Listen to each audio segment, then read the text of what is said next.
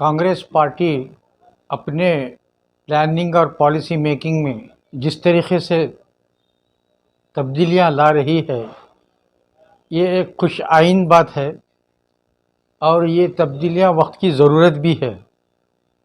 वक्त की ज़रूरत इसलिए कि इसकी ज़रूरत ख़ुद कांग्रेस को भी है, अवाम को, वोटर को भी है। जिस तरीके के हालात 2014 के बाद हिंदुस्तान में बनाए गए हैं, उनसे मुकाबला करने के लिए पॉलिसी मेकिंग बहुत ज़रूरी है। और मैं समझता हूँ कांग्रेस में पॉलिसी मेकर्स की कमी नहीं है, लेकिन उनका सही और जायज़ इस्तेमाल, लेजिटिमेट एंड प्रॉपर यूटिलाइजेशन होना चाहिए। तो ये बात एक अचीवमेंट के तौर पे ली जा सकती है। फॉर्मेलिटी कंप्लीट करने के लिए अगर कांग्रेस पार्टी कुछ पॉलिसी मेकिंग कर रही है तो ये कांग्रेस पार्टी के ग्राफ को ऊपर नहीं लेके जाएगा। कमिटेडली अगर कुछ कांग्रेस पार्टी करना चाह रही है तो इससे कांग्रेस पार्टी को और आवाम को फ़ायदा हो सकता है। बहुत से पॉलिसी मेकिंग में एक चीज़ जो नुमाया तौर पे, जैसे कॉन्स्टिट्यूशन में बहुत से आर्टिकल्स हैं, फंडामेंटल राइट्स भी कहा जाता है, फंडामेंटल राइट्स की बहुत ज़्यादा अहमियत होती है। उसी तरीके से ये फंडामेंटल राइट इलेक्शन के मामले में जो है वो मेंबरशिप ड्राइव है। कांग्रेस की तंजीम में लोगों को शामिल करना और जमा करना है, उनको मेंबर बनाना है, मेंबर साजी करना है। ये अच्छी बात है। पिछले 70 साल के तजुर्बे के बाद आज मैं ये कहने पर मजबूर हूँ कि उन नौजवानों को या उन लोगों को कांग्रेस में शामिल किया जाए या लिया जाए या मेंबर बनाया जाए जिससे कांग्रेस मजबूत हो सकती हो और सेकुलरिज्म की बुनियाद और मजबूत होने की अलामत बन सकते हैं। आज कांग्रेस पार्टी अगर अपने ही उसूलों को, अपने अपने लोगों को, अपने अपने मामलात का ख्याल करेगी तो ये कांग्रेस पार्टी बीजेपी के मुकाबले में बहुत ही कमज़ोर पार्टी है। ये कमज़ोर है या नहीं है, ममता बनर्जी इसको बता रही है कि तुम कमज़ोर हो। अपोजिशन में तो तुम बड़े हो, लेकिन मैं तुम्हारे साथ नहीं बैठना चाहती। ममता बनर्जी कोई गलत काम नहीं कर रहे हैं। कांग्रेस पार्टी ममता की एक्टिविटीज़ को अच्छी तरह से समझना चाहिए और बीजेपी को सामने रखते हुए बड़े भाई की हैसियत से, बड़े आदमी की हैसियत से कुर्बानी और एहसार का जज्बा रखते हुए इसमें आगे बढ़ना चाहिए, क्योंकि मुकाबला बहुत बड़ी पार्टी से है जिनके नज़दीक इलेक्शन एक मार्केटिंग है। कांग्रेस वाले इलेक्शन लड़ते हैं और बीजेपी वाले मार्केटिंग करते हैं। मैं कांग्रेस के इलेक्शन के ताल्लुक से मेंबरशिप के बारे में इतना ही कहूँगा कि ऐसे लोगों को शामिल किया जाए जो सामने जो खुला और बहुत बड़ा टास्क है उससे मुकाबले के लिए मेंबरशिप में नौजवानों की एक रूह फूकी जाए। जब कहीं जाके ये कांग्रेस पार्टी के कॉन्स्टिट्यूशन का एक फंडामेंटल राइट पूरा होता है जो अभी आर्टिकल्स बाकी हैं।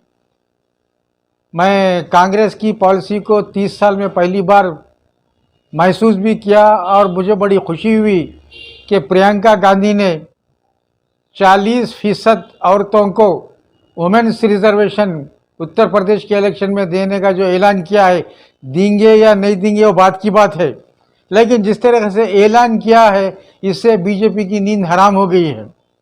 इसको पॉलिसी मेकिंग कहते हैं, इसको काउंटर और ऑब्जेक्शन कहते हैं, और यह होना चाहिए कांग्रेस में जो आहिस्ता आहिस्ता हो रहा है। और साथ ही साथ मैं हमारे मुकामी यानी सूबाई लीडर जनाब सिद्धरामैया साहब की भी तारीफ़ करे बगैर नहीं रहता, जिन्होंने बहुत हिम्मत और हौसले का मुजाहरा करते हुए बीजेपी को तालिबान कहा। अगर सिद्धरामैया साहब के साथ कुछ और लोग भी बीजेपी को तालिबान कहते तो कांग्रेस के लिए बहुत फ़ायदेमंद बात थी। क्या सिद्धरामैया साहब एक ही हैं जो कांग्रेस में तालिबान कह सकते हैं बीजेपी को? दूसरे लोग क्यों नहीं कहते? होना चाहिए, वक्त की ज़रूरत है। अगर एक आदमी बोला है तो उसके साथ दूसरा आदमी भी बोलना चाहिए।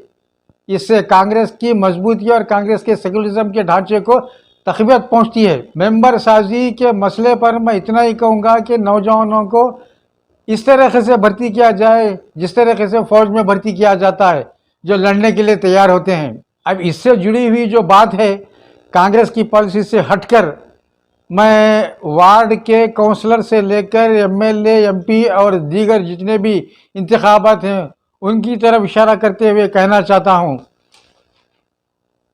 जो लोग भी इलेक्शन से या इलेक्शन लड़ने से दिलचस्पी रखते हैं उनको चाहिए कि कांग्रेस पॉलिसी में मेंबरशिप ड्राइव है तो आप अपने अपने एरियाओं में, जैसे 35 वार्ड है, 35 वार्ड में इलेक्शन लड़ने वाले 35 काउंसलर हैं और रायचूर के एमएलए के लिए भी, असेंबली के लिए भी इलेक्शन होने वाला है, तो रायचूर के असेंबली के लिए और 35 वार्ड के लोगों के लिए बतौर ख़ास मैं ये कहना चाहता हूँ कि आप जितना पैसा, जितना इन्वेस्टमेंट इलेक्शन लड़ने के लिए करते हैं, अगर आप मुनासिब समझे या मेरे मशवरे पर अगर आप अमल कर सकते हैं जो आपके लिए भला लगे, तो आप कुछ पैसा बजट के तौर पे लोगों को, उनके जिनके नाम वोटर लिस्ट में नहीं हैं, उनको वोटर बनाकर आप उनको सही तौर पे इस्तेमाल कर सकते हैं। और वोटर के बनने के बाद आदमी वोटर को